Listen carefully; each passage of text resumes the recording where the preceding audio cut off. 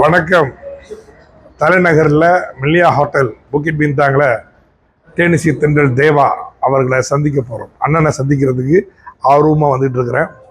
இது வரைக்கும் இல்லாத சில பாடலும் இருந்த பாடலில் உங்களை ஜாலிப்படுத்த போகிறாரு. மெல்லிசையாக இருக்கட்டும், கானாவாக இருக்கட்டும், கலக்கலாக இருக்க போகுது. டிக்கெட் வாங்கிட்டீங்களா?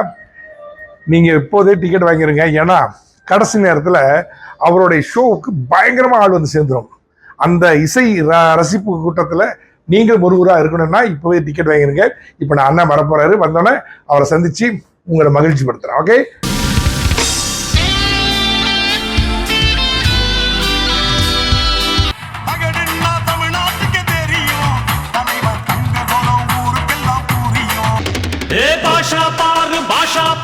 பட்டாளத்து நடைய பாரு, பகை நடுங்கும் படைய பாரு, கோட்டு சூட்டு ரெண்டும் எடுத்து கோட்டு நடக்கும் புலிய பாரு, அற்று எரியும்.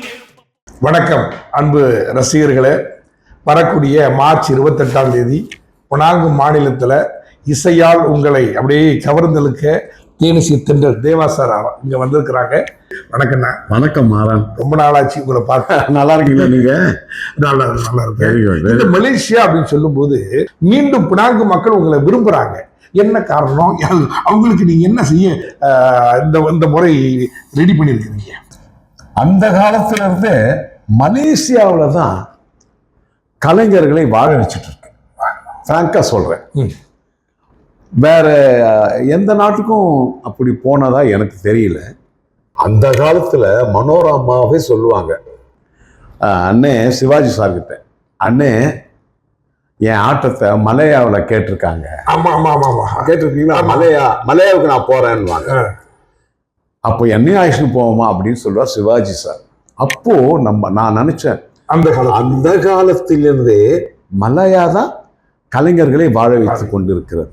வெளிநாடுகள்னு பார்த்தா அந்த காலத்துல நான் கஷ்டப்பட்டு கம்போஸ் பண்ண பாடல்கள்லாம் 90s சொல்றேன். அப்போ நான் விதைச்சது இப்ப நான் அறுவடை செஞ்சுட்டு இருக்கேன். பிராங்கா உண்மையா சொல்ல போனா நான் பிஸியா இருந்த சினிமாவில் இருந்த காலத்தை விட இப்பதான் எனக்கு புகழ் அதிகமா இருக்கு. ஏன்னா மக்களை, ரசிகர்களை நேருக்கு நேர் நாம் என்னுடைய பாட்டுக்கு, என்னுடைய பாடல்களுக்கெல்லாம் என்ன ரசிப்பு தன்மை இருக்குன்றத நான் ஸ்டேஜில் வந்து பார்க்குறேன். அப்போ நான் பார்க்க மாட்டேன். சினிமாவில் ஏதோ ஒரு 4 சவத்துக்குள்ள பாட்டு கம்போஸ் பண்ணி வெளியிட்டுருவோம். சரி. ஆனால் இப்போதான் ஒவ்வொரு பாட்டையும் எப்படி ரசிக்கிறாங்க. அதுல வந்து மலேசியா மக்களை மறக்கவே முடியாது. சரி, இந்த பிணையங்கு மக்கள் ரொம்ப எதிர்பார்க்கிறது மெல்லிசை, உங்களுடைய மெல்லிசையான பாடல்கள், கானா பாடல்கள். இந்த ஷோ எப்படி இருக்க போகிறது? இப்போ நான் போன பேரே வந்து தேனிசை பாஷா தேவா. நான் சொன்னேன் பாஷா இல்ல, நான் தேனிசை பாஷா தான். அதாவது நீங்க வந்து பாஷா இல்ல, இசையில் பாஷா. அதுதான் அர்த்தம். அது நான் வந்து அதான் சொன்ன ஆரம்பத்திலேயே, நான் பாஷா, நான் ரஜினி சார் இது பாஷா. சரி, நான் எப்படி பாஷான்னு வந்தா தேனி இசையில் நீங்க பாஷா, இசைத்துறையில நீங்க பாஷா. Okay okay. அவர் நடிப்பு துறையில ஸ்டார்ட் பண்ணாங்க, நீங்க இசைத்துறையில பாஷா. பின்னணி பாடகர்கள்லாம் மனோ வராங்க, அனுராதா ஸ்ரீராம், அஜய் கிருஷ்ணா, பிரியா ஜெஸ் எல்லாம் வராங்க. அது இல்லாம நான் பாடுவேன், ஸ்ரீகாந்த் தேவா பாடுவாரு, முரளி பாடுவாரு, அதுக்கப்புறம் வேலு எல்லாமே பாடுவாங்க. சிங்கர்ஸ் எல்லாமே நல்ல சிங்கர்ஸ் தான். சரி. நான் வந்து எந்த பாட்டையுமே அந்த ஒரிஜினல் ஸ்கேல்ல தான் பாடுவேன். ஓ சரி சரி சரி சரி. அதுல மீனாட்சின்னா அந்த பழைய ரெக்கார்டிங்ல பாடின அதே கவலைப்படாது, அதே சொல்லுது. ஆமா, எல்லாம் அந்த சிரிப்பு வருது சிரித்தப்பா, இந்த சின்ன பொண்ணு யார் உந்தம் சட்டப்பா, அதெல்லாம் புதிய சரி சரி பாடுறேன். மக்கள் வந்து திரும்பி பின்னாங்களை கூப்பிடணும், அதுதான் மெயின். எப்படி ஒரு 4 மணி நேரமான 4.5 மணி நேரம் நிகழ்ச்சியை நல்லா நீங்க கேட்டு ரசிச்சுட்டு அப்பா லங்கி என்ஜாய்லான்னு சொல்ற அளவுக்கு இந்த நிகழ்ச்சியை கீ குளோபல் நெட்வொர்க் நிறுவனம் சிறப்பாக நடத்துறதுக்கு டாக்டர் குகேன் அவருடைய டீம் ரெடி ஆகிட்டாங்க. இப்போதே டிக்கெட்டை வாங்கி புக் பண்ணிருங்க. நீங்க வந்து குடும்பத்தோட வாங்க. ஏன்னா இது குடும்பத்தோடு பார்த்து ரசிக்க வேண்டிய நிகழ்ச்சி, ரசிச்சு ஆடக்கூடிய நிகழ்ச்சி. ஆடுங்க, ரசிங்க, கூடவே பாடுங்க, பாடுங்க. ஆமா, கூட பாடுங்க. எந்த ஒரு இதுவும் இல்லை என்னை பொறுத்த வரைக்கும். நீங்களும் கோரஸ் பாடலாம். தாழ்ந்த நல்லா, தாழ்ந்த நல்லா, நீங்களே பாடுங்களேன். என்ன இப்போ நான் ஆடாதீங்க பாடாதீங்க எல்லாம் சொல்ல மாட்டேன். ஆடுங்க. நாங்க எப்படி மேல சந்தோஷமா இருக்கோம் மேடையில, நீங்களும் சந்தோஷமா இருக்கப்பா, ஹாப்பியா இருங்க. என்ன இருக்கு அதுக்கு? நான் வாங்க, நான் இந்த மீனாட்சி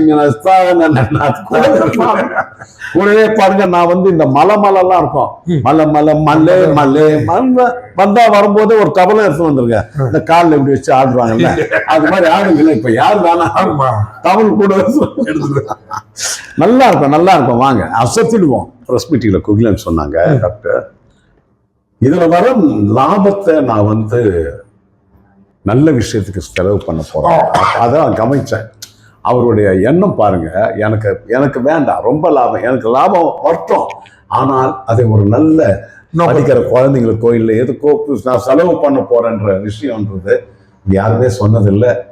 அவர் குகிலன் சொன்னது எனக்கு ரொம்ப சந்தோஷமா இருக்குமா. திரும்பி என்னை பினாங்குக்கு கூப்பிட்ட என் அன்பு தம்பி டாக்டர் குகிலன் அவர்களுக்கு, அதாவது கீ குளோபல் நெட்வொர்க்குக்கு நான் ரொம்ப என்னுடைய நன்றியை நான் தெரிவிச்சுக்கிறேன். என் சார்பாகவும், என் சகோதரர்கள் சார்பாகவும், இசைக்குழுவினர்கள் சார்பாகவும், எல்லா பாடகர்கள் சார்பாகவும் அவங்களுக்கு நாங்கள் நன்றியை நான் தெரிவிச்சுக்கிறேன். நன்றி, வணக்கம். ஆக மறக்காம மார்ச் 28 அவ்வளவுதான். ஆமா, ஆக அந்த மாதிரி வரும்போது இப்போதே போன் நம்பருக்கு கால் பண்ணி அல்லது நேரடியாக புக் பண்ணிருங்க. சரிண்ணா, 28ஆம் தேதி கண்டிப்பா விநாயகங்களை நீங்களும் வந்துடும், ஜெயிக்கணும். ஃபேமிலியோட வந்துருங்க. Okay, all the best. Thank you.